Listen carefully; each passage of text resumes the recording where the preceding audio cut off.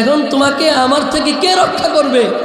আমার হাতে তো তরবারি, তুমি তো নিরস্ত্র, আমি তো তোমার উপর এখন আঘাত করব, তোমাকে দুনিয়ার থেকে বিদায় করে দিব। আল্লাহ রসুল বলেন ফাকুলতু সালাসান আল্লাহ, আল্লাহ নবী বলেন আমি তার এই কথার পরে আমি 3 বার বললাম আল্লাহ। সকলে বলেন আল্লাহ, আরেকটু জোরে আল্লাহ আল্লাহ। আল্লাহ রসুল বলেন আমি 3 বার আল্লাহ শব্দ বললাম, শব্দ বলার সাথে সাথে ফাসাকাতা মিন ইয়াদিহি, তার হাত থেকে আমার তরবারিটা পড়ে গেল। আমি ওই তরবারিটা হাতে নিলাম, নিয়ে তাকে এখন বললাম এখন তোমাকে আমার থেকে কে রক্ষা করবে? সে জবাবে বলল তুমি একজন ভালো মানুষ, আমার গায়ে তুমি আক্রমণ করবা না। আল্লাহ রসুল লাম ইউআকিবহু, তাকে আক্রমণ করেন না। এই লোকটা ওয়াজালাসা, রসুলের পাশে বসে আছে। তাহলে দেখেন আল্লাহ রসুল হাদিস কি বলতেছে। আল্লাহ রসুল যখন বিপদে পড়ছেন আল্লাহ তাআলা, আল্লাহ রসুল কারো কাছে সাহায্য চান নাই, সাথে সাথে কি বলছেন আল্লাহ। এটাই আল্লাহ নবী বলতেছেন ইয়া গোলাম, আরে গোলাম তুমি যখন আল্লাহ পাক রব্বুল আলামিনকে হেফাজত করবে, তার দিনকে যখন হেফাজত করবে, তাজিদহু তুজাহাকা, তুমি তোমার সামনে আল্লাহকে পেয়ে যাবে। ও যুবক, একটা গুরুত্বপূর্ণ কথা শোনো, খুব গুরুত্বপূর্ণ কথা, কান দিয়া শোনো। যদি তুমি আল্লাহর কাছে কারো কাছে সাহায্য চাও, চাবে আল্লাহর কাছে। ইযা সাআলতা ফাসআলিল্লাহ, তুমি যখন তোমার কোনো জিনিস লাগবে তো আল্লাহর কাছে চাবে। অন্য হাদিসের মধ্যে আসছে বান্দা তোমার যদি জুতার ফিতাটাও ছিঁড়ে যায়, কি ছিঁড়ে যায়? জুতার ফিতাটা ছিঁড়া যায়, তুমি আগে আল্লাহর কাছে বলবা ওগো আল্লাহ তুমি আমার জুতার ফিতার ব্যবস্থা করে দাও, এরপরে যে তুমি জুতার ফিতা লাগাইবা। তুমি তোমার যা যা চাওয়া লাগবে সব আল্লাহর কাছে চাবে। ওয়াইদাস্তাআনতা ফাসতাইন বিল্লাহ, আল্লাহ রসুল বলেন ও গোলাম, ও কিশোর আব্দুল্লাহ ইবনে আব্বাস, শুনে রাখো তুমি যখন কখনো বিপদে পড়ে যাও, যদি সাহায্য চাও কার কাছে চাবে? আল্লাহর কাছে চাবে। এরপরে শোনো, তুমি যখন যেই বিপদের মধ্যে পড়বা আল্লাহর কাছে চাইবা। ওয়ালাম, তুমি জানো, জেনে রাখো যুবক, লাউ আন্নাল উম্মাতা লাবিজতামাত, আন্নাল উম্মাতা লাবিজতামাত আলা আইয়ানফাউকা বিশাইইন লাম ইয়ানফাউকা বিশাইইন ইল্লা কাদ কাতাবাহু লাক।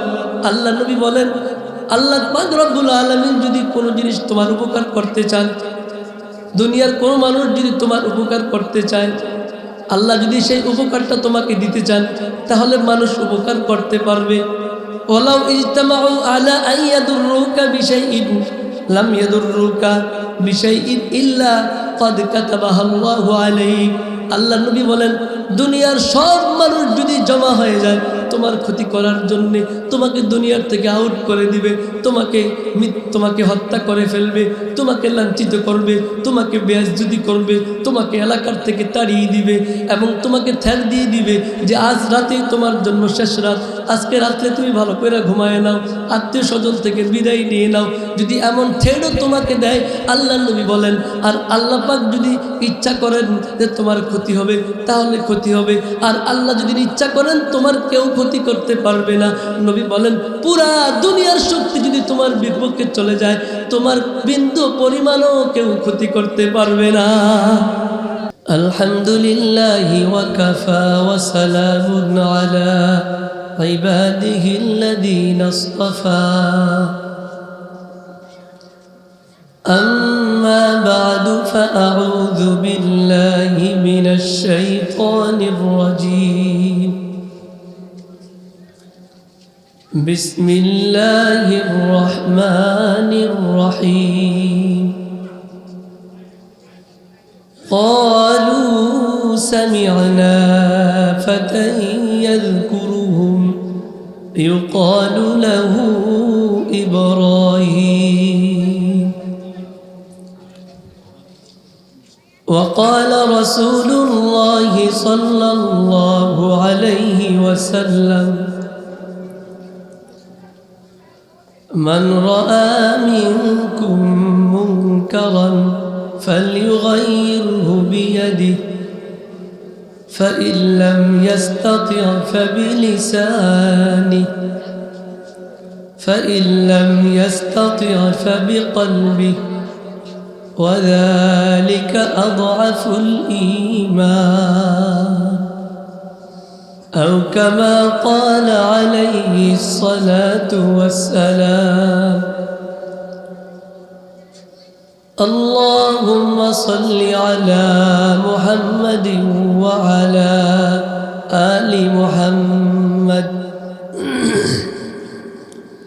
كما صليت على إبراهيم وعلى آل إبراهيم إنك حميد مجيد اللهم بارك على محمد وعلى آل محمد كما باركت على إبراهيم وعلى آل إبراهيم إنك حميد مجيد قالوا سمعنا فتى يذكرهم يقال له إبراهيم তারা বলল মুশরিকরা বলল সামিআনা ফাতা ইয়াযকুরুহুম আমরা একটা যুবককে শুনেছি ইয়াযকুরুহুম সে তাদের অর্থাৎ মূর্তিদের সমালোচনা করে আমরা একজন যুবককে শুনেছি তারা সে মূর্তিদের সমালোচনা করে ইউকালু লাহু ইব্রাহিম তাকে ইব্রাহিম বলা হয় ইব্রাহিম আলাইহিস সালাম বলা হয় এই আয়াতের অর্থটা বুঝতে গেলে আরেকটু আগের থেকে শুনতে হবে হযরত ইব্রাহিম আলাইহিস সালাতু ওয়াস সালাম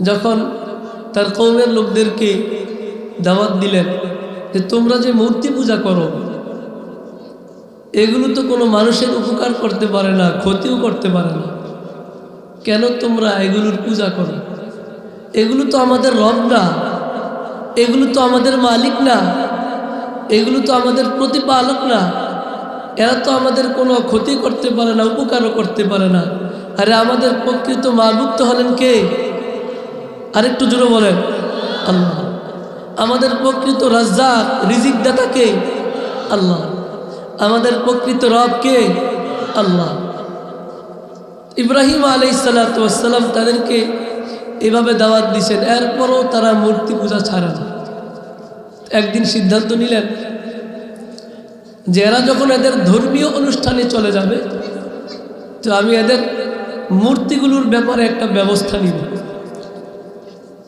এদের মূর্তিগুলোর ব্যাপারে একটা ব্যবস্থা নিব এই মূর্তিগুলোকে ভেঙে ফেলব এবং তাদের মূর্তিগুলোর মধ্যে বড় একটা মূর্তি আছে কুড়ালটা তাদের বড় মূর্তির কাঁধের মধ্যে ঝুলাই দিল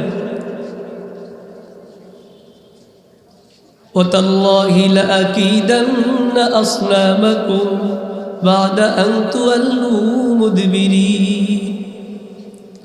হযরত ইব্রাহিম আলাইহিস সালাতু ওয়াস সালাম বললেন তোমরা যখন চলে যাবে পৃষ্ঠ প্রদর্শন করে চলে যাবে আমি কিন্তু মূর্তিদের ব্যাপারে একটা সিদ্ধান্ত নিব একটা ব্যবস্থা নিব কি ব্যবস্থা পরবর্তী আয়াতে আসতেছে ফাজআলাহুম জুদাদান ইল্লা কাবীরান লাহুম লাআল্লাহুম ইয়ারজিউন হযরত ইব্রাহিম আলাইহিস সালাতু ওয়াস সালামের ব্যাপারে তার এই সিদ্ধান্তের ব্যাপারে পরবর্তী আয়াতে আসছে ইব্রাহিম আলাইহিস সালাতু ওয়াস সালাম সবগুলো মূর্তিকে ভেঙে ফেললেন চুরমার করে ফেললেন মূর্তিগুলোকে ভেঙে বড় মূর্তিটা শুধু ভাঙলেন না সেটাকে বাকি রাখলেন এটাকে বাকি রেখে তিনি বের হয়ে চলে গেলেন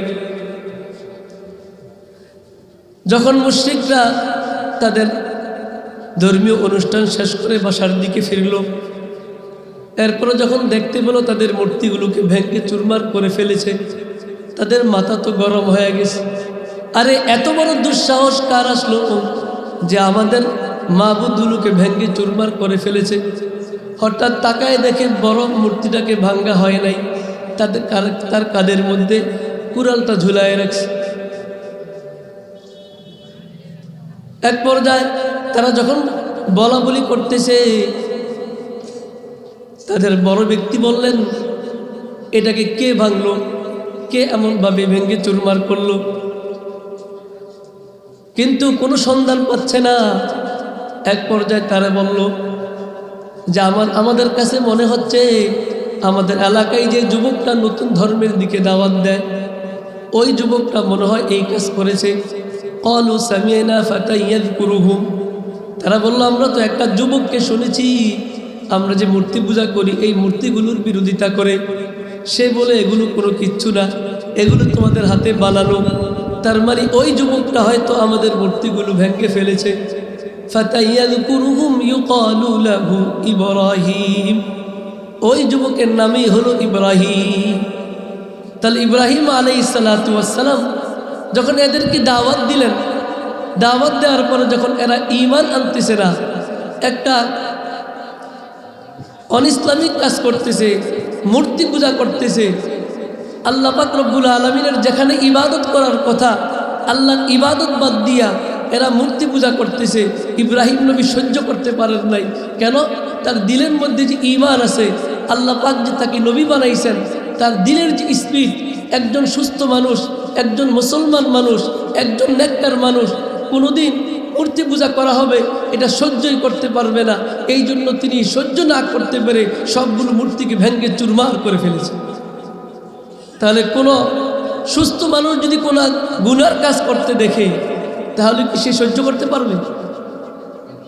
যদি কোনো সুস্থ মানুষ মুসলমান গুনার কাজ দেখার পরও তার দিলের মধ্যে কষ্ট না লাগে, তাহলে বুঝতে হবে ওই লোকের ঈমানের মধ্যে দুর্বলতা চলে আসছে। আমরা যদি আরেকটা আয়াত শুনি তাহলে আরও স্পষ্ট হয়ে যাবে। হযরতে মূসা আলাইহিস সালাতু ওয়াস সালামের ব্যাপারে আল্লাহ তাআলা 20 নম্বর পারার মধ্যে ইরশাদ করেছেন, হযরতে মূসা আলাইহিস সালাতু ওয়াস সালাম তখনও নবুয়ত পান নাই, যুবরাজ। তিনি দুপুরবেলা প্রায় সব সময় তিনি দুপুরবেলা শহরে বের হতেন, দেখতেন মানুষের কি অবস্থা। তিনি তার আগের নিয়ম অনুযায়ী দুপুরবেলা শহরে বের হইছেন, শহরে ঢুকছেন, ঢুকে দেখেন দুই লোক ঝগড়া করতেছে। একজন হলো বনি ইসরাইলের লোক, আরেকজন হলো সরকারি দলের লোক, অর্থাৎ ফেরাউনের দলের লোক। একজন হলো মূসা আলাইহিস সালাতু ওয়াস সালামের দলের লোক, বনি ইসরাইল হলো মূসা আলাইহিস সালাতু ওয়াস সালামের সম্প্রদায়। আরেকজন হলো তার শত্রুর দলের লোক, ফেরাউনের দলের লোক। আল্লাহ তাআলা কোরআনে কারীমের মধ্যে বলেন, ওয়াদাখালাল মাদিনাতা আলা হিনি গাফলাতিন মিন আহলিহা। হযরত মূসা আলাইহিস সালাতু ওয়াস সালাম শহরের মধ্যে মানুষ যখন আরাম করে, মানুষ যখন দুনিয়ার খোঁজখবর কম নেয়, দুপুরবেলা খাবার দাবার শেষ করার পরে যখন কাইলুলা করে একটু আরাম করে, ঠিক ওই টাইমে মূসা আলাইহিস সালাতু ওয়াস সালাম শহরের মধ্যে ঢুকলেন। ফাওয়াজাদা ফিহা রাজুলাইনি ইয়াকতাতিলান। হযরত মূসা আলাইহিস সালাতু ওয়াস সালাম দুইজন লোককে পাইলেন। দুইজন লোক পরস্পরে ঝগড়া করতেছে, একজন আরেকজনের সাথে ঝগড়ায় লিপ্ত। হাদা মিন শিআতিহি ওয়া হাদা মিন আদুবি। একজন লোক হলো মূসা আলাইহিস সালাতু ওয়াস সালামের দলের লোক, আরেকজন হলো মূসা আলাইহিস সালাতু ওয়াস সালামের শত্রুর দলের লোক। একজন কার দলের লোক? মূসা আলাইহিস সালাতু ওয়াস সালামের দলের লোক, আরেকজন মূসা আলাইহিস সালাতু ওয়াস সালামের শত্রু দলের লোক। ফাস্তাগাতাহুল্লাযী মিন শিআতিহি আলাল্লাযী মিন আদুবি। আল্লাহ পাক রব্বুল আলামিন বলেন, মূসা আলাইহিস সালাতু ওয়াস সালামের দলের লোক হযরত মূসা নবীকে দেখার সাথে সাথে তার শত্রু দলের লোকের বিরুদ্ধে সাহায্য চাইলেন। বললেন, ওগো মূসা, আপনি তো দেখতেছেন আমার কোনো অন্যায় নাই, এই যে লোকটা কিপ্তি লোক, ফেরাউনের দলের লোক, এই লোকটা আমার উপর জুলুম করতেছে। আসলে সত্যি মূসা নবী দেখলেন বনি ইসরাইলের লোকের কোনো অন্যায় ছিল না, কিপ্তি লোকটাই সে জালেম, সে জুলুম করতেছে, অন্যায়ভাবে মারধর করতেছে। মূসা আলাইহিস সালাতু ওয়াস সালাম কিপ্তি লোকটাকে বারণ করলেন, বললেন, এ মিয়া, তুমি ওই লোকটাকে কেন জুলুম করতেছো? তার তো কোনো অন্যায় নাই, কেন মারধর করতেছো? কিন্তু কিপ্তি তো দল, সরকারি দলের লোক, তার পাওয়ার তো ভিন্ন। বলে আমি মারবো, সমস্যা কোন জায়গায়? আপনার কি হয়েছে? হযরত মূসা আলাইহিস সালাতু ওয়াস সালাম যখন বারবার বাধা দেওয়ার পরেও তৃপ্তি লোকটা মূসা নবীর কথা মানল না। মূসা আলাইহিস সালাতু ওয়াস সালাম রাগান্বিত হয়ে তার দিলের মধ্যে গোসা চলে আসলো, আরে আমি উপস্থিত থাকবো, আমার সামনে একটা মানুষের উপর জুলুম হবে, এটা তো কোনো দিনও হতে পারে না। তাই মূসা নবী রাগ করে, তার শরীরের মধ্যে রাগ চলে আসলো। মূসা নবী রাগ করে ওই কিপ্তিকে ঘুষি মারলেন। ফাওয়াকাযাহু মূসা, মূসা নবী ওই কিপ্তি লোকটাকে ঘুষি মারলেন। ফাকাদা আলাইহি, আর ঘুষি মারার সাথে সাথে ঘুষির স্পিডটা এত বেশি হইল, এই ঘুষি মারার সাথে সাথে তৃপ্তি চিত হয়ে পরে মারা গেল। তো এটা কেন হইল? হযরত মূসা আলাইহিস সালাতু ওয়াস সালাম তার দিল ছিল সুস্থ দিল, আল্লাহ তাআলা তাকে নবী বানাইবেন। তো একজন সুস্থ মানুষ কোনোদিন অন্যায় দেখার পরে সহ্য করতে পারেন নাই। একজন বিবেকবান মানুষ কখনো অন্যায় দেখার পরে সহ্য করতে পারে না। একজন নেককার মানুষ কখনো জুলুম দেখার পরে ক্ষান্ত থাকতে পারে না। একজন স্বাভাবিক নরমাল মানুষ কার উপর জুলুম চলবে, গুনার কাজ করবে, কখনো সে সহ্য করতে পারে না। এই জন্য মূসা আলাইহিস সালাতু ওয়াস সালাম তার দিলের শক্তির কারণে তিনি সহ্য করতে পারেন নাই। সাথে সাথে অ্যাকশনে গেছেন, কিপ্তির উপর হাত তুলছেন, কিপ্তি সাথে সাথেই মারা গেছে। এটাই হলো ঈমানের শক্তি, একজন সুস্থ মানুষের দিলের শক্তি। এক সাহাবী আল্লাহ রসুলকে জিজ্ঞেস করলেন, আল্লাহ রাসূলুল্লাহ সাল্লাল্লাহু আলাইহি ওয়াসাল্লাম, মাল ঈমান, ওগো আল্লাহর নবী বলেন দেখি ঈমানটা কি? কি জিজ্ঞেস করছেন? ঈমানের পরিচয়। তো আল্লাহ রসুল বলছেন, ইযা সাররাতকা হাসানাতুকা, যখন কোনো কল্যাণকর জিনিস তোমার দিলে আনন্দ দিবে, ওয়াসাআতকা সাইয়্যাতুকা, অকল্যাণ কোনো জিনিস যখন তোমার দিলে কষ্ট দিবে, ফাআনতা মুমিন, তো বুঝতে হবে তুমি তখন মুসলমান মুমিন। এর মানে কি বুঝাইতে চাচ্ছেন?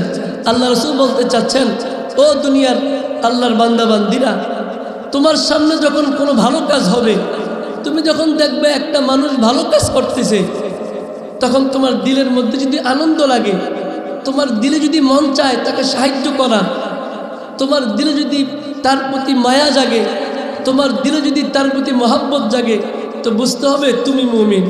আর কোনো একটা খারাপ কাজ হওয়ার পরে যখন তোমার দেখার পরে তোমার সাথে সাথে দিলে কষ্ট লাগে, তো তখন বুঝতে হবে তুমি মুমিন। কোনো খারাপ কাজ দেখার পরে যদি কষ্ট না লাগে, তোমার সামনে গান বাজনা বাজাচ্ছে, আল্লাহ তোমাকে ক্ষমতা দিছেন, এরপরও তুমি বাধা দাও নাই, তোমার দিলে কষ্ট লাগে নাই, তুমি বলো আরে বছরে একটা দিন গান বাজনা করো, যুবকরা কি হয়েছে? নাউজুবিল্লাহ মিন যালিক, জোরে বলেন নাউজুবিল্লাহ। মানুষ বলে আরে একটা দিন, বছরে একটা দিন গান বাজনা করুক যুবক পোলাবেন, নাউজুবিল্লাহ, এটা কি মুসলমানের কথা? নবী বলেন গুনার কাজ দেখার পরে যদি কোনো মুমিনের দিলে কষ্ট না লাগে, তো বুঝতে হবে ওই লোক মুমিন না। তাহলে গুনার কাজ দেখার সাথে সাথে দিলের মধ্যে কি আসবে? কষ্ট আসবে, সাথে সাথে এই চিন্তাও আসবে এই গুনার কাজটা কিভাবে বন্ধ করা যায়। দেখুন, এটাই আল্লাহর নবী বলছেন। মুসলিম শরীফের 49 নম্বর হাদিস, আবু সাঈদ খুদরি রাদিয়াল্লাহু তাআলা আনহু সূত্রে বর্ণিত, ক্বালা নবী সাল্লাল্লাহু আলাইহি ওয়াসাল্লাম, মান রাআ মিনকুম মুনকারান ফালইগাইরহু বিয়াদিহি। আল্লাহর নবী বলেন, তোমাদের মধ্যে কেউ যদি কোনো ঘৃণ্য কাজ দেখে, তোমাদের মধ্যে যদি কেউ কোনো খারাপ কাজ হতে দেখে, কোথাও গুনার কাজ হচ্ছে কেউ যদি দেখে, ফালইগাইরহু বিয়াদিহি, তাহলে ওই ব্যক্তির উচিত সে যেন তার হাত দ্বারা ওই কাজটাকে বন্ধ করে দেয়, বাধা দেয়, পরিবর্তন করে ফেলে। দেখার সাথে সাথে তার দিলের মধ্যে এই অনুভূতি আসতে হবে, আরে এটা তো আল্লাহর জমিন, আল্লাহর জমিন তো পবিত্র, আল্লাহ তো আমাকে তার জমিনের মধ্যে তার প্রতিনিধি বানাইছেন, আল্লাহ তো আমাকে দায়িত্ব দিয়েছেন, আমি তো উম্মতে মুহাম্মাদির অন্তর্ভুক্ত। উম্মতে মুহাম্মাদির দায়িত্ব তো হলো, উম্মতে মুহাম্মাদি তো হলো শ্রেষ্ঠ উম্মত। আগেকার সব নবী রাসূলদের যে দায়িত্ব ছিল, আল্লাহ তো উম্মতে মুহাম্মাদিকে দায়িত্ব দিয়েছেন। আল্লাহ নিজে তো কোরআনে কারীমের মধ্যে বলেছেন, কুনতুম খায়রা উম্মাহ, এই উম্মতে মুহাম্মাদি তোমরা সর্বশ্রেষ্ঠ জাতি, তোমাদের কাজ নবীদের কাজ, তোমাদের মানসাব, নবীদের মানসাব, তোমাদের দায়িত্ব, নবীদের দায়িত্ব। কি দায়িত্ব? তা'মুরুনা বিল মারুফ, তোমরা সৎ কাজের আদেশ করবা, ওয়া তানহাউনা আনিল মুনকার, খারাপ কাজ থেকে বাধা দিবা। আল্লাহর নবী বলেন, যখন তোমাদের কারো সামনে কোনো গুনার কাজ হতে দেখাও, সাথে সাথে তুমি ওই কাজটাকে বন্ধ করে দিবা। যদি তোমার ক্ষমতা থাকে, ফাইল্লাম ইয়াস্তাতি ফাবিলিসানি, ওরে আল্লাহর বান্দা, যদি কেউ গুনার কাজ দেখার পরে সে হাত দ্বারা বন্ধ করতে পারে নাই যে কোনো কারণে, তাহলে তার উপর ঈমানি দায়িত্ব হলো, তার উপর আল্লাহর তরফ থেকে দায়িত্ব হলো, তার উপর নবীর তরফ থেকে দায়িত্ব হলো ফাইল্লাম ইয়াস্তাতি ফাবিলিসানি, যদি হাত দ্বারা না পারে জবান দ্বারা তাকে বুঝাতে হবে। যারা গুনার কাজের আয়োজন করেছে নাউজুবিল্লাহ, তাদের কাছে যেতে হবে, তাদের পিঠের মধ্যে হাত বুলাতে হবে, বলতে হবে, আরে ভাই তুমি তো দুনিয়াতে আজীবন থাকবা না, আজকে তুমি আনন্দ ফুর্তি করতেছো, হতে পারে তোমার এই আনন্দ ফুর্তি করা অবস্থায় মৃত্যু হতে পারে না? আল্লাহ নবী বলেন, তুমি যদি এভাবে তাকে বুঝাইতে পারো, তাহলে তুমি জবান দ্বারা তাকে বুঝাইয়া গুনার কাছ থেকে বাধা দাও, গুনার কাছ থেকে তাকে সরাইয়া দাও। ফাইল্লাম ইয়াস্তাতি, আরে বান্দা, যদি কেউ জবানের দ্বারাও বন্ধ করতে পারে না, তাহলে ফাবি কলবি, তাহলে অন্তর দ্বারা গুনার কাজটাকে ঘৃণা করতে হবে। ওয়াদালিকা আদাফুল ঈমান, আল্লাহর নবী বলেন, কেউ যদি অন্তর দ্বারা অন্তত পক্ষে গুনার কাজকে ঘৃণা করে, তাহলে বুঝতে হবে তার মধ্যে ঈমানের সর্বনিম্ন স্তরটা বাকি আছে। ঠিক কিনা ভাইরা? তাহলে গুনার কাজ দেখতে হলে কি করতে হবে? চুপ করে বসে থাকতে হবে না ক্ষমতা অনুযায়ী তার বিরোধিতা করতে হবে? যদি আমার ক্ষমতা থাকে তাহলে গুনার কাজটাকে বন্ধ করে দিব। যদি এতটুকু পাওয়ার না থাকে, অন্তত পক্ষে এতটুকু তো আছে, আমি এলাকার সন্তান, আমি ওই ভাইয়ের কাছে যাব, তাকে সমঝাবো, তাকে বুঝাবো, ভাই দেখো তুমি এই গুনার কাজ করো না, গুনার কাজকে ছেড়ে দাও। এই গুনার কাজের উসিলায় হতে পারে আল্লাহ পাক রব্বুল আলামিন আসমান থেকে আমাদের উপরে খোদার গজব নাজিল করবেন, তখন তুমি একা ধ্বংস হবে না, পুরো এলাকার মানুষ ধ্বংস হয়ে যাবে। ঠিক কিনা ভাইরা? যখন কোনো মানুষ গুনার কাজ দেখার পরে তার দিলের মধ্যে এই অনুভূতি নিয়ে আসে এবং সে পদক্ষেপ গ্রহণ করতে থাকে যে আমি গুনার কাজকে বাধা দিব। যুবক যদি মনে করে যে গুনার কাজ হতে পারবে না, আল্লাহ আমার দেহের মধ্যে শক্তি দিয়েছেন, যুবক যদি এটা মনে করে সেই কাজকে বাধা দিতে চায়, তাহলে আল্লাহর নবীর ওয়াদা, আল্লাহ পাক রব্বুল আলামিন ওই যুবককে যারা বাধা দেওয়ার জন্য যাচ্ছে তাদেরকে আল্লাহ তাআলা কুদরতিভাবে সাহায্য করে থাকেন। সুবহানাল্লাহ। হাদিস দেখুন, তিরমিজি শরীফের বর্ণনা 2516 নম্বর হাদিস। আল্লাহর নবী বলেন, ক্বালান নবী সাল্লাল্লাহু আলাইহি ওয়াসাল্লাম, আল্লাহর নবীর হাদিস আব্দুল্লাহ ইবনে আব্বাস থেকে বর্ণিত। আব্দুল্লাহ ইবনে আব্বাস রাদিয়াল্লাহু তাআলা আনহু বলেন, কুনতু খালফান নবী সাল্লাল্লাহু আলাইহি ওয়াসাল্লাম ইয়াওমান, ও দুনিয়ার মানুষ, আমি একদিন আল্লাহর নবীর পেছনে বসা ছিলাম। কোথায় বসা ছিল? আল্লাহ নবীর পেছনে, বাহনের মধ্যে রাসূলের পেছনে যায় বসছে আব্দুল্লাহ ইবনে আব্বাস। রাসূলের কি লাগেন? চাচাতো ভাই। রাসূলের চাচার নাম আব্বাস না? আমরা সবাই তো জানি। হযরত আব্দুল্লাহ ইবনে আব্বাস রাদিয়াল্লাহু তাআলা আনহু বলেন, কুনতু খালফান নবী সাল্লাল্লাহু আলাইহি ওয়াসাল্লাম ইয়াওমান, আমি একদিন আল্লাহর নবীর পেছনে বসা ছিলাম। ফাকাল, আল্লাহর নবী বললেন, ইয়া গুলাম, ওরে যুবক, ওরে কিশোর, ইহফাজিল্লাহ ইয়াহফাজকা, তুমি আল্লাহকে হেফাজত করো, তাহলে আল্লাহ তোমার হেফাজত করবেন। আল্লাহকে হেফাজত করার মানে হলো, যদি আল্লাহর দিন বিরোধী কোনো গুনার কাজ হয়, তুমি ওই গুনার কাজটাকে বন্ধ করে দাও। যদি ইসলাম বিরোধী কোনো কাজ হয়, ওই কাজটাকে বন্ধ করে দাও, তাহলে আল্লাহ তোমাকে হেফাজত করবেন। তুমি যদি কোথাও যায় আটকে যাও, কোনো মুসিবতে পড়ো, আল্লাহ তোমাকে সাহায্য করবেন। এরপরে নবী বলেন, ইহফাজিল্লাহ, ও গুলাম, ও যুবক, ওরে কিশোর, তুমি আল্লাহকে হেফাজত করো, তাজিদহু তুজাহাকা, তুমি আল্লাহকে তোমার সামনে পাবে। সুবহানাল্লাহ। আমি যদি আল্লাহকে হেফাজত করি, আল্লাহর দিনকে যদি হেফাজত করি, আমি আল্লাহকে সবসময়, আল্লাহ আমার সামনে, আল্লাহকে পেয়ে যাব। আমি মুসিবতে পড়ব, তুমি আল্লাহকে আল্লাহ আমাকে সাহায্য করবেন। বুখারী শরীফের বর্ণনা, বুখারী শরীফের মধ্যে আসছে 2910 নম্বর হাদিস। জাবির ইবনে আব্দুল্লাহ রাদিয়াল্লাহু তাআলা আনহু বলেন, মানুষ যখন বিপদে পড়ে আর ওই মানুষটা যদি আল্লাহ তাআলার অনুগত বান্দা হয়, আল্লাহর কাছে সাহায্য চাওয়া মাত্রই আল্লাহ সাহায্য করে ফেলেন। হাদিসটা শুনলে বুঝবেন। জাবির ইবনে আব্দুল্লাহ বলেন, আমি আল্লাহর রাসূলের সাথে নাজদ অভিমুখে যুদ্ধে গেলাম। যুদ্ধ থেকে ফিরতেছে, রাসূল ফিরতেছেন, আমিও রাসূলের সাথে ফিরতেছি যুদ্ধ থেকে। ফাদরাকাতহুমুল কাইলা ফি ওয়াদিন কাসীরিল আদাব, হাদিসের মধ্যে আসছে। তো ফিরতে ফিরতে দুপুরের বেলা আল্লাহ নবী এমন একটা উপত্যকায় আসছেন যে উপত্যকার মধ্যে অনেক কাঁটাদার গাছ। তো সাহাবায়ে কেরাম যখন কাইলুলার সময় হয়েছে তো সাওয়ারি থেকে নামছেন, আল্লাহ রসুলও নামছেন। ফানাজালা রাসূলুল্লাহ সাল্লাল্লাহু আলাইহি ওয়াসাল্লাম, রসুল সাওয়ারির থেকে নামলেন, বাহন থেকে নামছেন। ওয়া তাফাররাকান নাস, আর সাহাবায়ে কেরাম ইয়াস্তাযিল্লুনা বিশ-শাজার, বিচ্ছিন্ন হয়ে গেছেন, দূরে চলে গেছেন।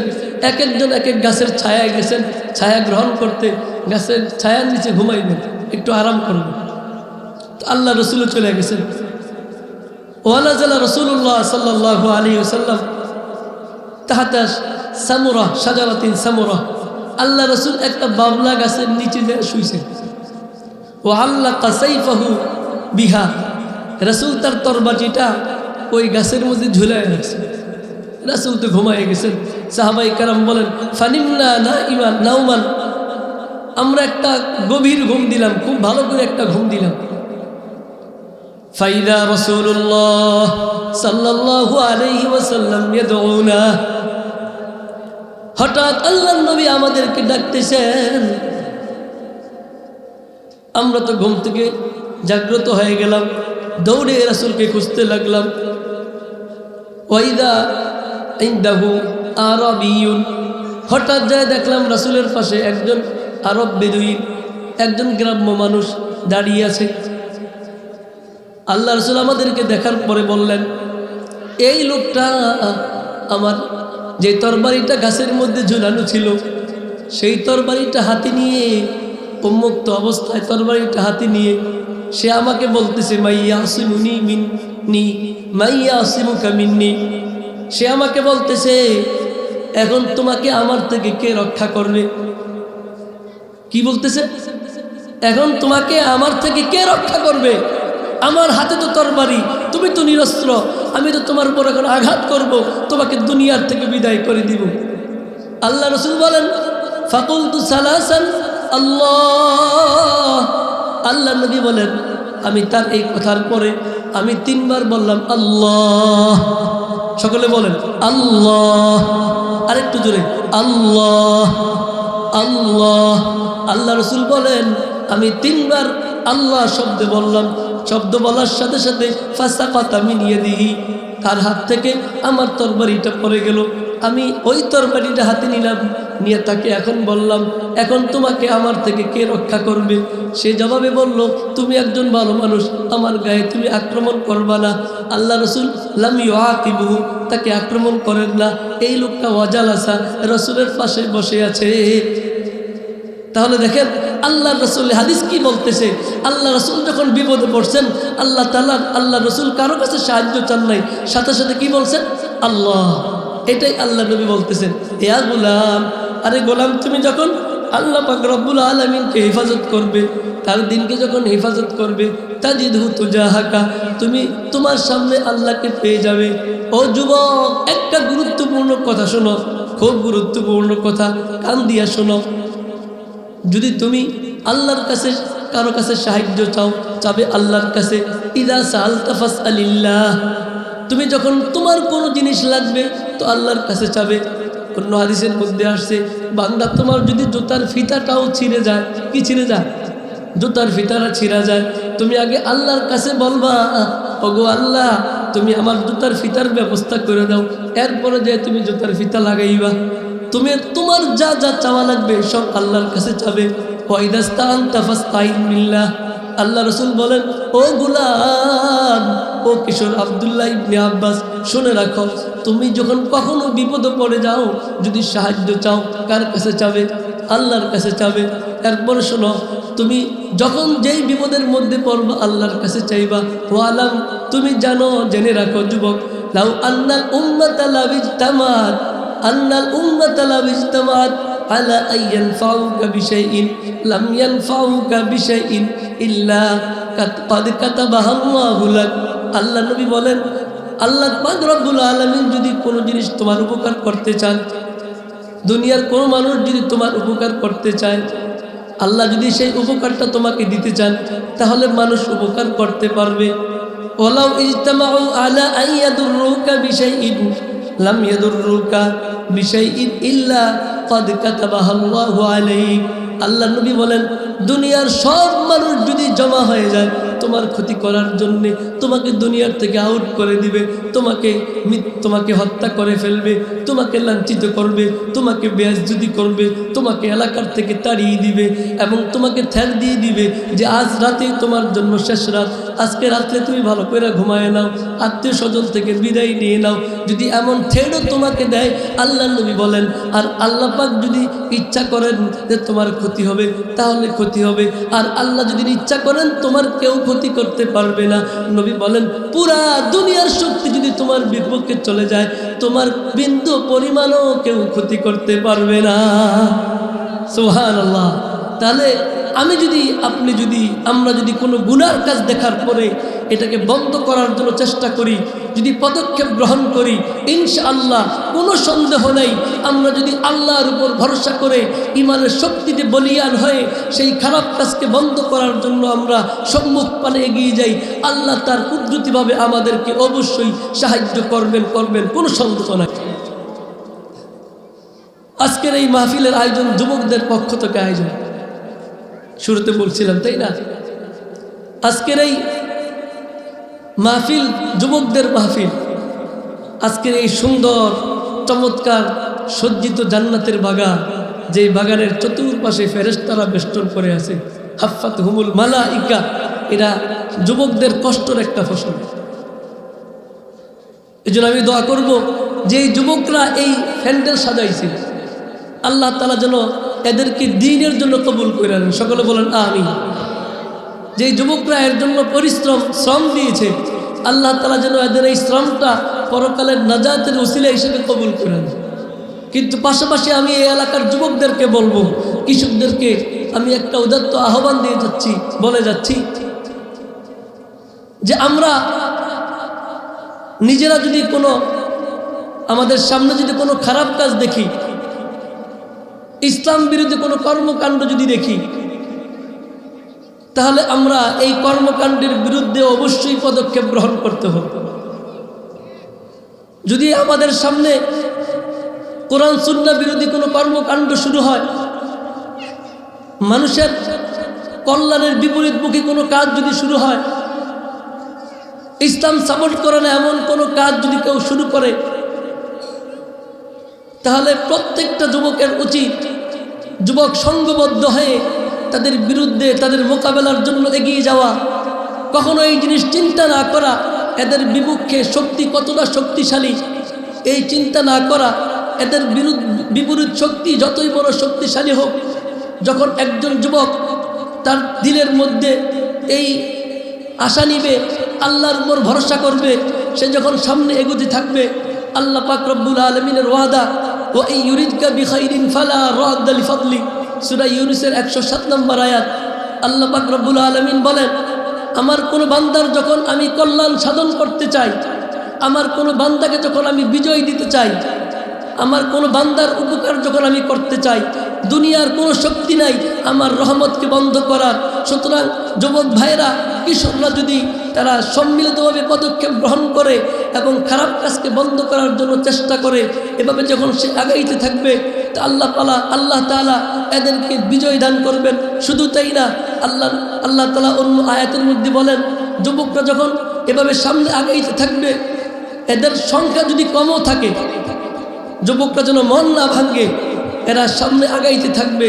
কোরআনে কারীমের আয়াত সূরা বাকারার 249 নম্বর আয়াতের মধ্যে আল্লাহ রাব্বুল আলামিন বলেন, কাম মিন ফিআতিন কালিলাতিন গালাবাত ফিআতান কাসীরাতান বিইذনিল্লাহ। আরে বহু ছোট্ট ছোট্ট দল, 313 জন সদস্যের সাহাবায়ে কেরামের জামাত, এদের বিপক্ষে হাজার মানুষ ছিল অস্ত্রে শস্ত্রে সজ্জিত, কিন্তু আল্লাহ পাক রব্বুল আলামিন ছোট্ট এই যুবকদের দলটাকে, রাসূল করিম সাল্লাল্লাহু আলাইহি ওয়াসাল্লামের নেগরানির এই দলকে, হযরতে তালুত আলাইহিস সালাতু ওয়াস সালামের নেগরানিতে চলা দলকে আল্লাহ পাক রব্বুল আলামিন তাদের বিপক্ষে, বিশাল বড় দলের বিপক্ষে আল্লাহ তাআলা বিজয় দান করছেন। সুতরাং আজও পর্যন্ত বর্তমানেও যদি ইসলামী মুসলিম যুবকরা, যদি ধর্মপ্রাণ মুসলমান ভাইয়েরা আমরা যদি একসাথে হয়ে আমাদের সমাজে যদি কোনো খারাপ কাজ চলে এর বিরুদ্ধে যদি আমরা অ্যাকশনে যাই, সেটাকে বন্ধ করার জন্য যদি আমরা এগিয়ে যাই, ইনশাআল্লাহ ইনশাআল্লাহ আল্লাহর কসম করে বলতে পারি ইনশাআল্লাহ বিজয় আমাদের পদচুম্বন করবেই করবে। ঠিক কিনা ভাইয়েরা আমার? এই জন্য আমরা সবসময় মুসলমান, আমরা বীরের জাতি, আমরা কারো কাছে মাথা নত করবো না। যদি আমাদের এলাকায় কোনো গুনার কাজ চলতে থাকে, আমরা সম্মিলিতভাবে যদি পদক্ষেপ গ্রহণ করি, সংখ্যায় কম হোক না কেন, আল্লাহর উপর যদি তাওয়াক্কুল করি, ইমানের শক্তিতে বলিয়ান হয়ে আমরা আগাই, কোনো সন্দেহ নাই আল্লাহ আমাদেরকে সাহায্য করবেন। এই জন্য আজকের এই মাহফিলটা যেমন যুবকদের আয়োজন, আমরা যুবকরা যেমন আমাদের এলাকার মানুষদেরকে সুন্দর একটা মাহফিল উপহার দিয়েছি, ঠিক ভবিষ্যতেও এলাকার মধ্যে যদি কোনো গুনার কাজ হয়, যুবকরা আমরা দাঁড়িয়ে যাব সেই গুনার কাজকে বন্ধ করার জন্য। কিন্তু আফসোসের বিষয়, মাহফিলের মধ্যে যুবক পাওয়া যায় কম, অথচ মাহফিলের মধ্যে যুবকদের থাকা উচিত। যুবক হলো এই জাতির প্রাণ শক্তি। যে জাতির যুবকরা দুর্বল হয়ে যায়, ওই জাতি দুর্বল হয়ে যায়। যুবকরা হলো দেশের সবচাইতে বড় শক্তি। ইতিহাস দেখুন, ইসলামের ইতিহাসের মধ্যেও যুবকরা সবচাইতে বড় বড় কাজ করেছে। আল্লাহ রসুলের জমানায় সবচাইতে বড় মুফাসসির ছিলেন, রাসূল দুনিয়ার থেকে চলে যাওয়ার পরে সবচাইতে বড় মুফাসসির ছিলেন আব্দুল্লাহ ইবনে আব্বাস, কিশোর যুবক ছিলেন। সবচাইতে বড় ফকিহ, মুফতি সাহেবদের লিস্টের মধ্যে নাম ছিল আব্দুল্লাহ ইবনে মাসউদ রাদিয়াল্লাহু তাআলা আনহু, যুবক ছিলেন। যারা ওহী লিখতেন, কাতিব ওহী, এই কাতিব ওহীদের যেই আপনার পরিষদ ছিল, এই পরিষদের যিনি আমির ছিলেন, আমির ছিলেন যায়েদ ইবনে সাবিত রাদিয়াল্লাহু তাআলা আনহু। তিনিও কিশোর যুবক ছিলেন। বদরের যুদ্ধের সময় তার বয়স ছিল মাত্র 13 বছর বয়স। শুধু তাই না, আল্লাহ রসুলের সবচাইতে যারা বড় পাহারাদারি করেছেন, কারা করেছেন? যুবকরা না বয়স্করা? যুবকরা করেছেন। উহুদের যুদ্ধের চিত্র দিকে তাকায় দেখেন, যখন উহুদের যুদ্ধের চিত্রটা মুসলমানদের বিপক্ষে চলে গেল, আল্লাহ রসুল উহুদের যুদ্ধের এক প্রান্তে চলে গেলেন। কাফেররা রসুলের উপর হুমড়ি খেয়ে পড়লো রসুলকে দুনিয়ার থেকে বিদায় করে দেওয়ার জন্যে। 2 জন যুবক, 12 জন যুবকের মধ্যে 2 জন যুবক ছিলেন সবচাইতে উল্লেখযোগ্য। এক হলেন সাদ ইবনে আবি ওয়াক্কাস, আরেক হলেন হযরত তালহা ইবনে উবাইদুল্লাহ রাদিয়াল্লাহু তাআলা আনহু। এই 2 যুবক রাসূলের জন্য নিজের জীবনকে বাজি রেখা আল্লাহ রাসূলের পাহারাদারি করে গেছেন। তালহা ইবনে উবাইদুল্লাহ রাদিয়াল্লাহু তাআলা আনহু, তিনি রাসূলকে বাঁচানোর জন্যে তিনি প্রতিপক্ষের তীরের আঘাত খেতে খেতে, তরবারির আঘাতে আঘাতে তার হাতের আঙ্গুলগুলো সবগুলো শেষ হয়ে গিয়েছিল। তালহা ইবনে উবাইদুল্লাহ রাদিয়াল্লাহু তাআলা আনহু শাহাদাত বরণ করেছেন। যুদ্ধের পরে যখন লাশ খুঁজতে গেলেন, সাহাবায়ে কেরাম দেখলেন তালহা ইবনে উবাইদুল্লাহ লাশের মধ্যে প্রায় 39টা তরবারি তীরের আঘাত। একটা মানুষের গায়ে যদি 39টা তরবারি তীরের আঘাত থাকে, তাহলে এই মানুষের শরীরে আর কিছু থাকে? তো যুবকরাই তো রাসূলের সবচাইতে বড় পাহারাদারি করেছেন। ঠিক আমি বলবো, যদি এই যুবকরা যারা দিনের প্রাণ শক্তি, ইসলামের প্রাণ শক্তি, এরা যদি এখনো ইমানের শক্তিতে বলিয়ান হয়ে, ইমানের শক্তিতে বলিয়ান হয়ে আল্লাহর উপর তাওয়াক্কুল করে যদি এখনো ইসলামের পক্ষে কাজ করে, ইনশাআল্লাহ সুম্মা ইনশাআল্লাহ আল্লাহ পাক রব্বুল আলামিন এদেরকে অবশ্যই অবশ্যই সাহায্য করবে। কিন্তু দুঃখের কথা হলো, বর্তমান যারা যুবক, অধিকাংশ যুবকরাই অসুস্থ হয়ে গেছে। যুবকরা মাহফিলে আসতে চায় কম, জুমার বয়ানের মধ্যে যুবকরা আসে কম। যুবকরা এখন দুনিয়ার পেছনে লেগে গেছে, টিকটক করার মধ্যে যুবকরা সময় দেয়। যুবকরা এখন গেমস খেলার মধ্যে আত্মনিয়োগ। যুবকরা এখন মাদকের নিশায় বিভোর হয়ে গেছে। আমার কাছে বড় অবাক লাগে, যুবকদের, কিশোরদের পকেটে পকেটে ইয়াবা পাওয়া যায় না? আগে ইয়াবা সেবন করতো ইউনিভার্সিটির ছাত্ররা, এটা আস্তে আস্তে নিচে নামছে, কলেজের ছেলেরা সেবন করতো, এরপর হাই স্কুলে আসছে। নাউজুবিল্লাহ, এখন অবস্থা এমন দাঁড়িয়ে গেছে বর্তমান যুব সমাজ আর কিশোরদের, যে ছেলেটা প্রাইমারি স্কুলে পড়ে তার পকেটে হাত দিলেও ইয়াবা পাওয়া যায়, কিশোরীদের হ্যান্ডব্যাগের মধ্যে ইয়াবা পাওয়া যায়। আজকে যুব সমাজ পুরো অসুস্থ হয়ে গেছে। সুতরাং আমি যুবকদেরকে বলবো, এরা যদি আমাদের সাথে সম্পর্ক করে, ওলামায়ে কেরামদের সাথে সম্পর্ক রাখে, ওলামায়ে কেরামদের সাথে মহব্বতের সম্পর্ক রাখে, দ্বীনি মাহফিলে আসে, আলোচনা শুনে, হালাল হারাম বুঝে, জায়েজ না জায়েজ বুঝে, এবং এদের দিলের মধ্যে যখন রাসূলের মহব্বতকে গেঁথে নিবে, ইনশাআল্লাহ আবার এই যুবকদের হাতে আবার সমাজের পরিবর্তন হবে। এই যুবকরাই সমাজের রাহবারি করবে, এই যুবকরাই ইসলামী খেলাফতের সবচাইতে বড় বড় কর্মী হবে ইনশাআল্লাহ। ঠিক কিনা ভাইরা আমার? এই জন্য দরকার যুবকদের পেছনে বেশি মেহনত করে। যুবকরা যখন ঠিক হয়ে যাবে, জাতি ঠিক হয়ে যাবে। দেখা যায় যুবকদের পেছনে যখন মেহনত কম হয়, যুবকরা যখন দ্বীনের কাজে সময় না লাগায়, এরা দুনিয়ার নেশায় পড়ে, বাবা মার সাথে খারাপ ব্যবহার করে। একটা মোবাইল কেনার জন্য দেখবেন একজন যুবক তার বাবা মার সাথে কি পরিমাণ খারাপ ব্যবহার করে, খানা দানা বন্ধ করে দেয়। বাবাকে বলে, জন্মই যখন দিছ তো মোবাইল কেনার টাকা দেও না কেন? ওই দেখো পাশের বাড়ির আব্দুর রহিম কাকু ছেলেকে মোবাইল কিনে দিছে 30,000 টাকা দিয়ে। এমনকি নাউজুবিল্লাহ মার গায়ে পর্যন্ত হাত উঠায়, হয় না এমন? পত্রপত্রিকা আসে। অথচ বাবা মা কত বড় সম্মানের জিনিস। আজকে যুব সমাজ নষ্ট হয়ে গেছে, তাদের পেছনে মেহনত নাই। বাবা মা এদের পিছনে মেহনত করতে পারে না, এদেরকে 5 ওয়াক্ত নামাজ মসজিদে পড়াইতে পারে না। অথচ আল্লাহ তাআলা বাবা মার সম্মান কত বেশি দিয়েছেন। আল্লাহর পরে, আল্লাহ রসুলের পরে দুনিয়ার মধ্যে সবচাইতে সম্মানিত কে? বাবা মা।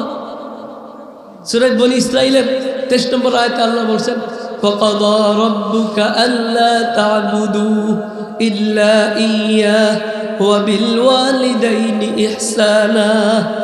ও আমার বান্দা বান্দিরা শোনো, আল্লাহ পাক রব্বুল আলামিনের ফয়সালা, আল্লাহ তা'বুদু ইল্লা ইয়্যাহ, তোমরা আল্লাহ ছাড়া কারো ইবাদত বন্দেগী করো না। ওয়াবিলওয়ালিদাইনি ইহসানা, পিতামাতার সাথে ভালো আচরণ করো। ইম্মা ইয়াবলুগান্না ইনদাকাল কিবারা আহাদুহুমা আও কিলাহুমা ফালা তাকুল লাহুমা উফফিন ওয়ালা তানহারহুমা ওয়া কুল লাহুমা কাওলান কারীমা। আল্লাহ পাক রব্বুল আলামিন বলেন, ও বান্দা, তোমার বাবা মার কেউ যদি তোমার কাছে বার্ধক্যে পৌঁছে যায়, অথবা এরা দুজনে যদি তোমার কাছে বার্ধক্যে পৌঁছে যায়, সাবধান, তখন কিন্তু বাবা মার সাথে বেয়াদবি করো না। যুবক, বাবা মা যখন তোমার যৌবন বয়সী ছিল, বাবা মা যখন যুবক ছিলেন, তখন তো তাদের গায়ে শক্তি ছিলেন, তখন তো বাবার সামনে কথা বলা যায় নাই, বাবার সাথে বেয়াদবি করবা কিভাবে? এখন তোমার বাবা বুড়া হয়ে গেছে, মা বৃদ্ধা হয়ে গেছেন। আল্লাহ বলেন, সাবধান, তোমার বাবা মা কিন্তু তোমার জন্য জান্নাত। রসুলের হাদিসের মধ্যে আসছে, বাবা মা তোমার জন্য জান্নাত, তোমার জন্য জাহান্নাম। তুমি যদি তোমার বাবা মার সাথে ভালো আচরণ করো, জান্নাত পেয়ে যাবে। তুমি যদি তোমার বাবা মার সাথে খারাপ আচরণ করো, তুমি জাহান্নামে যাবে। আল্লাহ বলেন, ওয়ালা তাকুল্লাহুমা উফিন, বৃদ্ধ হওয়ার পরে, তোমার মা বৃদ্ধা হওয়ার পরে এমন উফ কোনো শব্দ বলবা না যে উফ শব্দ বললে তোমার মা বাবা কষ্ট পায়। বাবা মার সামনে উফ শব্দ বলবা না। ওয়াকুল্লাহুমা কাওলান কারীমা, বরং তাদের সাথে সব সময় তুমি ভালো আচরণ করবা। তাহলে বাবা মার কত বড় সম্মান। অথচ আজকের যুবক কিশোর সামান্য মোবাইলের জন্য, সামান্য টাকার জন্য বাবা মার গায়ে পর্যন্ত হাত উঠায়। সে কত বড় দুর্ভাগা, কত বড় কুলাঙ্গার সন্তান। এটা কেন হয়েছে? আজকে আমাদের যুব সমাজ অসুস্থ হয়ে গেছে। আল্লাহ পাক রব্বুল আলামিন সূরা লুকমানের মধ্যে বলেন, ও বান্দা বান্দি, তুমি বাবা মার উপর কেমন করে হাত ওঠাও। দেখো তোমার বাবা মাকে আমি কত বড় সম্মান দিয়েছি। ওয়াইন জাহাদাকা আলা আন তুশরিকা বি মা লাইসা লাকা বিহি ইলমুন ফালা তুতিউহুমা ওয়া সাহিবুহুমা ফিদ দুনিয়া মারুফা। আল্লাহ পাক রব্বুল আলামিন বলেন, ও আমার বান্দা বান্দিরা শোনো, তোমার বাবা মার কথা আমি তোমাদেরকে বলছি। তোমার বাবা মা যদি তোমাকে শিরিক করতে বলে, কি করতে বলে? ওয়াইন জাহাদাকা আলা আন তুশরিকা বি মা লাইসা লাকা বিহি ইলমুন, এমন বিষয় আমার সাথে শিরিক করতে বলে যেই বিষয়ে তোমার জ্ঞান নাই। আল্লাহ বলেন ফালা তুতিহুমা, তুমি ওই ক্ষেত্রে শুধু তোমার বাবা মার আনুগত্য করবা না। শিরিক এমন এক গুনাহ, যে গুনাহ আল্লাহ কোনোদিন সহ্য করতে পারেন না। আল্লাহ বলছেন বান্দা, তোমার বাবা মা যদি তোমাকে শিরিকের আদেশ করে, তুমি শুধু ওই ক্ষেত্রে বাবা মার আনুগত্য করবা না। ওয়াসাহিবুহুমা ফিদ দুনিয়া মারুফা, কিন্তু শিরকের আদেশ করছে বইলা তুমি বাবা মার সাথে খারাপ ব্যবহার করবা না। না, তোমার বাবার ওই কথা মানবা না শুধু, কিন্তু সবসময় ওয়াসাহিবুহুমা ফিদ দুনিয়া মারুফা, তুমি দুনিয়ার মধ্যে যতদিন বেঁচে থাকবা, তোমার আব্বু আম্মু যতদিন দুনিয়াতে বেঁচে থাকবে, তাদের সাথে মৃত্যু পর্যন্ত তুমি ভালো ব্যবহার করে যাও। তাহলে বাবা মার কত সম্মান, কত সম্মান! অথচ সামান্য কিছুর জন্য আজকে সন্তানাদিরা এত বেয়াদব হয়ে যাচ্ছে। এরা বাবা মার সাথে তুই তাই আচরণ করছে। কি জন্য করতেছে? যুব সমাজ নষ্ট হয়ে গেছে। তাদেরকে আল্লাহর রাহে ফিরিয়ে আনতে হবে। যদি আল্লাহর রাহে ফিরিয়ে না আনা যায়, তাহলে কিন্তু আমাদের ভবিষ্যৎ এতটা খারাপ হবে যেটা আমরা কোনোদিন কল্পনাও করতে পারি না। এই জন্য যেই জাতির যুব সমাজ যত উন্নত, যেই জাতির যুব সমাজ যত শিক্ষিত, যেই জাতির যুব সমাজের মধ্যে রাসূলের প্রেম মহব্বত যত বেশি, ওই জাতি সবচাইতে সুশৃঙ্খল, ওই জাতি সবচাইতে সুন্দর। ইতিহাস সাক্ষী, যেই জাতির মধ্যে রাসূলের মহব্বত বেশি, ওই জাতি কত সুন্দর ছিল। সাহাবায়ে কেরামের জামানা দেখেন, বাবা মার সাথে বেয়াদবি দূরের কথা, বাবা মাকে এরা সবচাইতে বেশি সম্মানের আসনে তারা সমাসীন করেছিল। এই জন্য যুবকদের দিলের মধ্যে আল্লাহ আল্লাহ রসুলের মহব্বত তৈরি করতে হবে। যুবকদের দিলের মধ্যে যখন আল্লাহ আল্লাহ রসুলের মহব্বত তৈরি হবে, একটা সুন্দর সমাজ সৃষ্টি হবে। যদি সুন্দর সমাজ সৃষ্টি হয়, তাহলে আমাদের আর অশান্তি থাকবে না। এটা কিভাবে সম্ভব? যুব সমাজদের মধ্যে আল্লাহ রসুলের মহব্বত তৈরি করার আল্লাহ রসুল বইলা দিছেন যে মানুষের মধ্যে আল্লাহ রসুলের মহব্বত তৈরি করার সম্ভাবনা সিস্টেম হলো যে মানুষ ওলামায়ে কেরামদের সাথে সম্পর্ক রাখবে।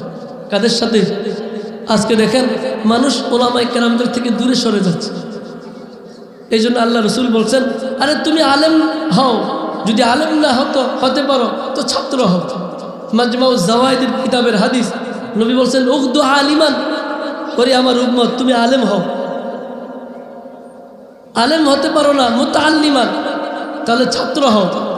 আলেমের কাছে যে তুমি লেখাপড়া করো, শিখো। তুমি একটা সূরা তাকে শোনাও। তুমি আজকে নামাজ পড়তেছো, বয়স আপনার 40 বছর হয়ে গেল, 50 বছর হয়ে গেছে, সূরা ফাতিহার তেলাওয়াত ঠিক হয় নাই। রসুল বলেন তুমি ছাত্র হয়ে যাও, তুমি তার কাছে কোরআন কারীমের তেলাওয়াত শিখো। ছাত্র হতে পারো না, সময় নাই, তাহলে মুস্তামিআন, মাহফিলে বসে বসে ওলামায়ে কেরামের বয়ান শোনো। জুমার বয়ান মনোযোগ দিয়ে শোনো। ওলামায়ে কেরাম যখন কথা বলবেন, মহব্বতের সাথে ওলামায়ে কেরামের বয়ান শুনবে। ওলামায়ে কেরামকে গালি দিবা না, সাবধান। ওলামায়ে কেরামকে যদি গালি দাও, তোমার জিন্দেগি বরবাদ। ওলামায়ে কেরামের কথা মনোযোগ দিয়ে শুনবা। যদি কথা শোনার সময় না পাও, তাহলে মহিব্বান শুনে রাখো, এই কাজটা অন্তত পক্ষে করবা। দিলের মধ্যে আলেমের মহাব্বত রাখবা। দুনিয়ার যেখানে থাকবা আলেমকে মহাব্বত করবা। রাস্তা দিয়ে হাঁটতেছ, তোমার সামনে দিয়ে মসজিদের ইমাম সাহেব আলেম যাচ্ছেন, তুমি দাঁড়াও, দাঁড়ায় যুবক ওই আলেমকে সালাম দাও, ইমাম সাহেবকে সালাম দাও। তুমি এক জায়গায় বসে তুমি নাস্তা খাচ্ছ, তোমার সামনে দিয়ে হুজুর যাচ্ছেন, সে আলেম, তুমি তাকে চিনো। নাস্তা হুজুর খাবে না ঠিক, তুমি তাকে শুধু বললা হুজুর একটু নাস্তা করে যান। তুমি তোমার মুখে আবদার রাখলা, আলেমকে সম্মান দিলা, আলেমের আনুগত্য করলা, তার সাথে তুমি মিলে চললা। আল্লাহ রসুল বলেন তাহলে তোমার দিলের মধ্যে আমার মহাব্বত থাকবে। আর যদি এই 4 তরিকার কোনো তরিকে আসতে না পারো, আলেম হতে পারো না, ছাত্র হতে পারো না, আলেমের বয়ান শুনতে পারো না, আলেমকে মহাব্বত করতে পারো না, রসুল বলেন ওয়ালা তাকুনিল খামেস, ও আমার উম্মত সাবধান, 5 নম্বরের নাম লেখায়ও না। যদি 5 নম্বরে তোমার নাম চলে যায়, ফাতাহালিক, তোমার ধ্বংস অনিবার্য, তুমি ধ্বংসই হয়ে যাবে, কোনো সন্দেহ নেই। এই জন্য আমি যুবকদেরকে বলবো, কিশোরদেরকে বলবো, আমরা আলেমদের সাথে সম্পর্ক করি, আলেমকে মহাব্বত করি। যদি আলেমকে মহাব্বত করতে পারি, ইনশাআল্লাহ আলেমের সান্নিধ্যের উসিলায় আমার দিলের মধ্যে দ্বীনের বুঝ আসবে। আলেমের সান্নিধ্যের উসিলায় আমার দিলের মধ্যে রবির মহাব্বত আসবে। আলেমের সান্নিধ্যের উসিলায় আমার দিলের মধ্যে মাদ্রাসার প্রতি মহাব্বত আসবে। আমার দিলের মধ্যে মসজিদের প্রতি মহাব্বত আসবে। এভাবে যখন চলতে থাকবো, ইনশাআল্লাহ যুবকরা যখন সুসংগঠিত হয়ে যাবে, একটা সুন্দর সমাজ আমরা গড়তে পারব। এভাবে যখন একজন যুবকদের দিলের মধ্যে যখন রাসূলের মহব্বত থাকবে, রাসূলকে যখন মোহাব্বত বেশি করবে তখন তার নামাজ ঠিক হয়ে যাবে, চালচলন ঠিক হয়ে যাবে।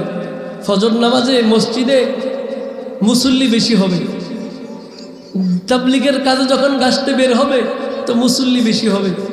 আর যখন যুবকদের দিলের মধ্যে আল্লাহ রসুলের মোহাব্বত থাকবে না তখন এরা কিন্তু দিনের কাজে শরিক হবে না। এখন তো শীতকাল, দেখা যায় ফজরের টাইমে মসজিদে মুসল্লি নেই, মুসল্লির সংখ্যা কম। ফজর নামাজে গেলে দেখা যায় মসজিদে মুসল্লি কম। কেন? তার কাছে আল্লাহর মোহাব্বত, দিনের মোহাব্বত কম। তার কাছে ইসলামের মর্যাদা তার কাছে কম। একজন মানুষ যদি সত্যিকারই মুমিন হয়, নামাজের টাইম হবে, সে কি শুয়ে থাকতে পারবে? কোনোদিন সম্ভব? কোনোদিন সম্ভব না। কেন? ঈমানের পরে সবচাইতে গুরুত্বপূর্ণ ইবাদত হলো নামাজ। আল্লাহ রাসূল বলেন, মান তারাকা সলাতা মুতাআম্মিদান ফাকাদ কাফার। কোন ব্যক্তি যদি ইচ্ছা করে নামাজ ছেড়ে দেয় সে কাফের হয়ে যাবে, নাউজুবিল্লাহ। তাহলে দেখেন, চিন্তা করে দেখেন আমাদের সমাজে কত মানুষ নামাজ ছাড়তেছে, কি পরিমাণ মানুষ নামাজ ছাড়তেছে। উল্টা যে যুবক নামাজ পড়বে, যে দম্পতি সবসময় নামাজ পড়বে, তাদের উপর আল্লাহ তাআলার রহম নাজিল হয়। কেন? তাদের দিলের মধ্যে আল্লাহ রসুলের মোহাব্বত এত বেশি, তারা সব কিছু দুনিয়ার আরাম আয়েশ বাদ দিয়ে একমাত্র আল্লাহর ভয়ে আল্লাহর সামনে দাঁড়িয়ে নামাজ পড়তে থাকে। আল্লাহ তাআলা এদের উপর রহমত নাজিল করেন। হাদিসের মধ্যে আসছে, আল্লাহ রসুল বলেন, আল্লাহ তাআলা দুই বান্দা দেখে আশ্চর্য বোধ করেন। কয় বান্দা দেখা? দুই বান্দা দেখে। আজিবা রব্বুনা মিন রাজুলাইনি, আমাদের রব এমন দুই বান্দা দেখে আশ্চর্য বোধ করেন। এক বান্দা সারা মিন বিতাইহি ওয়া লিহাফিহি মিন বাইনি হিব্বিহি ওয়া আহলিহি ইলাস সালাত। আল্লাহ নবী বলেন, এক নম্বর বান্দা হলো যেই বান্দা শীতকালে মিন বাইনি বিতাইহি, কনকনে শীত পড়তেছে, ফজরের নামাজের আজান হয়েছে অথবা তাহাজ্জুদের টাইম হয়ে গেছে, আরামের ঘুম হারাম করে দিয়ে সারামিন বিতাইহি, বিছানার থেকে উঠে যায়, ওয়ালি হাফিহি, লেপের নিচ থেকে উঠা যায়, কম্বলের নিচ থেকে উঠা যায়। আরে কত আরামের ঘুম ছিল। মিন বাইনি হিব্বিহি, পাশে তার সবচাইতে মহব্বতের লোকটা ছিল, ও আলিহি, তার ফ্যামিলির লোকেরা আছে, পাশে স্ত্রী ঘুমিয়ে আছে, স্ত্রীর ঘুমের দিকে তাকায় না, আরামের দিকে তাকায় না। ওই লোক ঘুম থেকে উঠে গেছে, ওইটা এখন নামাজের জন্য দাঁড়াইছে, নামাজ পড়তেছে। ফায়াকুলুল্লাহু আযজা ওয়া জাল্লা, আল্লাহ পাক রব্বুল আলামিন ফেরেশতাদেরকে বলেন, উনজুরু ইলা আবদি, ও আমার ফেরেশতারা আমার এই বান্দার দিকে তাকাও। সারাবিন ফিরাশি ওয়া বিতাইহি, আমার এই বান্দা আরামের ঘুম হারাম করে দিয়ে স্ত্রীর কাছ থেকে বিছানার নিচ থেকে উঠা চলে আসছে ইলা সালাতিহি, তার নামাজের দিকে। সেই নামাজ পড়তেছে আমার সামনে দাঁড়াইয়া। কি জন্য বান্দা নামাজ পড়ে? ও ফেরেশতারা তোমরা জানো, তোমরা তো আমাকে দেখেছ, বান্দা তো আমাকে দেখে নাই। ফেরেশতারা তোমরা তো আমাকে দেখেছ, বান্দা তো আমাকে দেখে নাই। না দেখে আমার ইবাদত বন্দেগী কেন করে জানো? রগবাতাম ফিমা ইনদি, এই জন্য করে আমার কাছে জান্নাত আছে, ওই জান্নাত পাওয়ার আশা। ওয়া শাফাকাতান মিম্মা ইনদি, আল্লাহর নবী বলেন, বান্দা গভীর রাত্রে কনকনে শীতের মধ্যে সে আরামকে বাদ দিয়া আমার সামনে দাঁড়ায় গেছে নামাজ পড়ার জন্য। ও বান্দা জানো কি জন্যে? ও ফেরেশতারা জানো কি জন্যে দাঁড়িয়েছে? আমার কাছে যে জাহান্নাম আছে, ওই জাহান্নামের ভয়ে। এভাবে আল্লাহ পাক রব্বুল আলামিন এই বান্দার ঘুম থেকে ওঠার দৃশ্যটাকে বড় আশ্চর্যবোধ মনে করেন। আল্লাহ দেখা বান্দাকে কি মাফ করবেন না? এমনি রেখে দিবেন? মাফ করে দিবেন। আল্লাহ পাক রব্বুল আলামিন ফেরেশতাদেরকে সাক্ষী রেখে বলবেন, ও ফেরেশতারা সাক্ষী থাকো, যেই বান্দা আমার জন্য এত বড় ত্যাগ স্বীকার করছে, আমি আল্লাহ আমার এই বান্দার জীবনের সব গুনাহ খাতা মাফ করে দিলাম।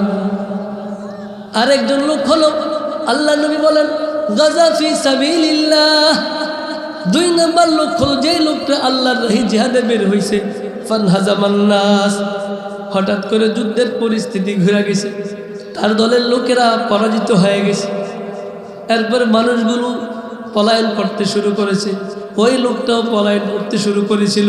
ও আলিমা মা আলাইহি ফিল ইনহিজাম, হঠাৎ তার দিলের মধ্যে আসলো আমি যদি যুদ্ধক্ষেত্র থেকে পলায়ন করি আমার তো শাস্তি আছে।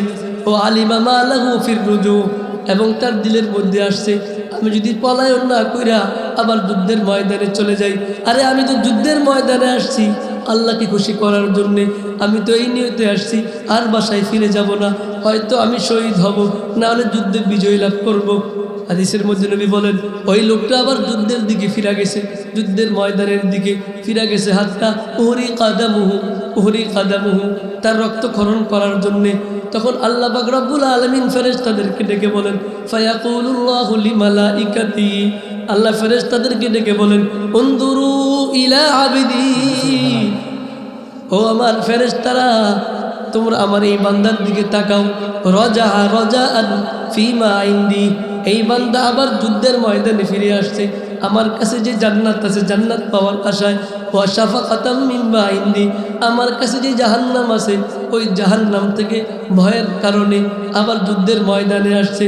এমনকি সে যুদ্ধ করতে করতে মৃত্যুবরণ করেছে। আল্লাহ পাক রব্বুল আলামিন ফেরেশতাদেরকে সাক্ষী রেখে বলেন ও ফেরেশতারা সাক্ষী থাকো, আমার বান্দা শুধু আমার জন্য যখন আসছে আমি তার জিন্দেগির সব গুনাহ খাতা মাফ করে দিলাম।